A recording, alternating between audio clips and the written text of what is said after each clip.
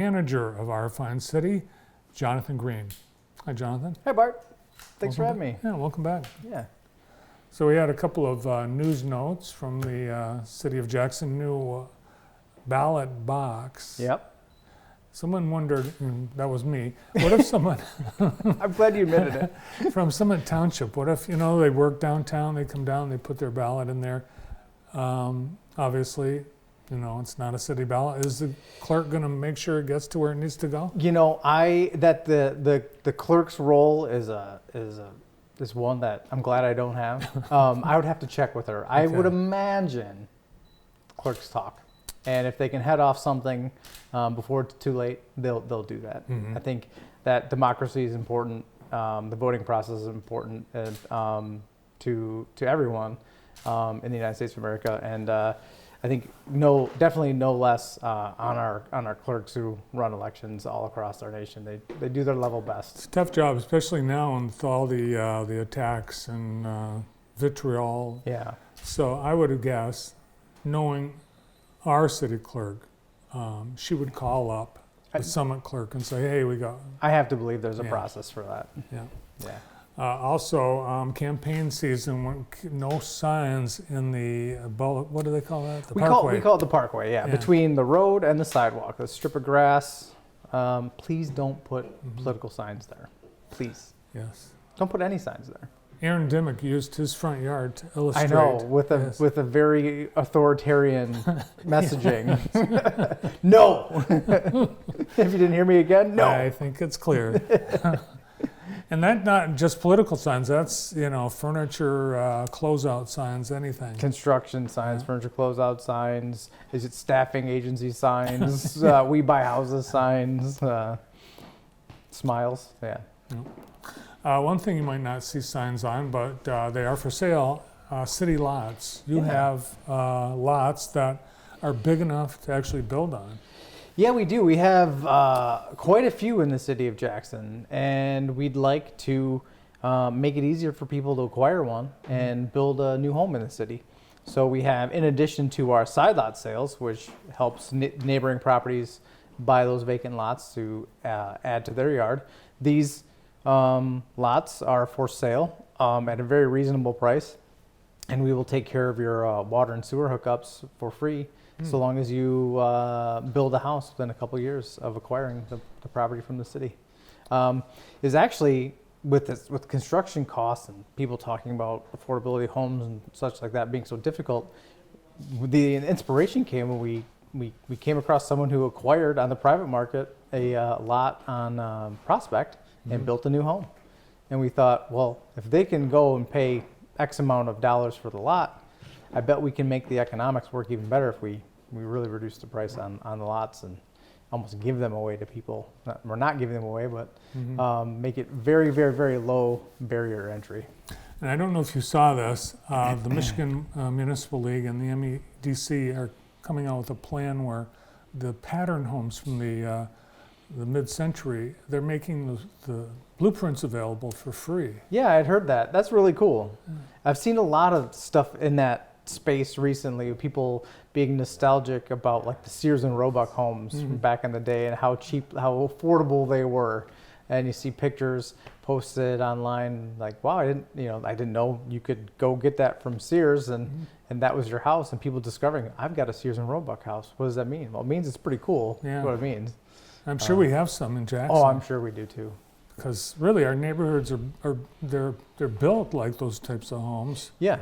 And it wasn't just Sears. I think there are other companies you could, and a rail car came, and your house was all in pieces. It's amazing. Yeah. I mean, you think about why didn't we keep doing that as much as we did? Now they kind of seem to regress and just deliver all the sticks on site, and you got to assemble it all or put up all the studs and stuff. But if it came in pieces like it did back in the day, how much faster that would be. Or maybe not handy enough like our forefathers. Maybe. Maybe. There's a lot isn't there? We can talk about that stuff. Well, you must be excited about all the activity happening in the community, all the events that we've had this year. They seem like they've been well attended and back with a vengeance. Yeah, I think people have been waiting for this moment in time for a while now, at least 2 years, to get outside again and to, we're just looking at bright walls right now. That would talk about a perfect crescendo to that event. It amazing turnout, fantastic for our community, lots of energy and excitement downtown during the whole event. It's really cool. Yeah, and it is bringing people. I've seen people walking around like they walk around in a big city with their necks craned looking up. I know. And what's great about Bright Walls, and I appreciate that they had their event or their festival, but it's a gift that keeps on giving all year round. On my way walking today here, I passed a group of people, as you said, looking up, looking around, talking about the murals, and said, "Oh, did you see that one over in that building? Oh, did you see that over there? Yeah, that one was there for a year. This one's brand new." And you just, it's one of those positive events that I think the city of Jackson, and we're grateful for the Bright Walls partnership, will contribute to our quality of life for a long time. Yeah, and there's one more to be done. I know. Yeah, so get ready. That was very impressive on the back of the Chamber building. Yeah. And we've had, the Hispanic Heritage Festival, the cruisins, a lot really, and I think a lot of people have been. The Hispanic Heritage Festival for first year. There's Jacob and Leticia. Jacob, board members or mayor. Leticia works for the city. It was Mayor Mahoney. I think that they expected a big event. I think that they were overwhelmed with how well it went, and that's unusual for a first year event. But I mean, it was a great day for it, and you can see the smiling faces there. Yeah, that's awesome to see. Yeah, Leticia and Jacob single-handedly put this on pretty much. Mm-hmm. Yeah, they told me they'd hoped maybe 350 would come, and it far surpassed that. Yeah. But I mean, look what they're making there. Who wouldn't want to come down and eat that? Who wouldn't want to come down and be exposed to a different part of culture and big beautiful smiles and sharing community. Look at that's awesome. That's awesome to see. It's already in the works for next year, and we've still got more. We've got the K105 Fall Fest on Saturday. We're looking at some fried tacos there. Now we have chili this weekend. Yeah. So if you will never leave downtown Jackson hungry. Stay tuned. There's always something happening downtown. It's a good thing. Now the foresight of, and I would say Patrick Birch, your predecessor, in pushing for that park when they tore down 212 West Michigan. There were a lot of people that said no. He should be given a lot of credit. Yeah. And the way that came about was an interesting story. We were at the time looking to hire a planning firm to do our whole master plan. Mm-hmm. And the exercise that Pat came up with was for them to develop that space, activate that space in some way. And what we see now in these pictures is almost exactly what the winning firm put together for us. I mean, it looked that good on paper and as an idea, and it was just too good to pass up. So, we started that, build that amphitheater down there. Great space, and the whole park is it's great to be activated. That was a project I worked on intimately. I was down there every day working on it, and it's so great to see it come together. Yeah, and it's a sturdy park. It's not fragile. It can take a beating. Yeah, I mean, it could be used every week, and you would never know it. It's built well, and there's enough space for people, and you have the right amount of tables and chairs, and power in the right space. It's almost as if we thought about what we were doing. Also, something to be proud of: the Greenwood Avenue project complete with new sidewalks. Yeah. Intersection work. Yeah, mastheads. Just drove on this today again, and looking good. All those cones are out. It's one of those things, though. It's just as often as things go right, it's a real bummer when things get a little askew. The timeline for one of the utility companies, Telecom, to have their work done wasn't on our timeline. Mm. So now there's a slight closure at Greenwood and 4th. So the telecom can do their work that we would have hoped they would have done when we were doing our work. But, it's a lot to manage, and we did our best, and our partner at the telecom they're in there now finishing up. And so, yeah, it's always nice to have some fresh roads. Looks great.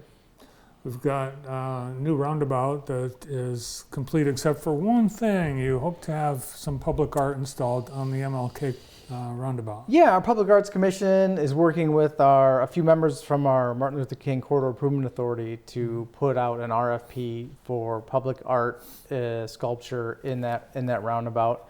And our goal is to have something that ties in with the South Side, with the history of the South Side. That's an important area of the city.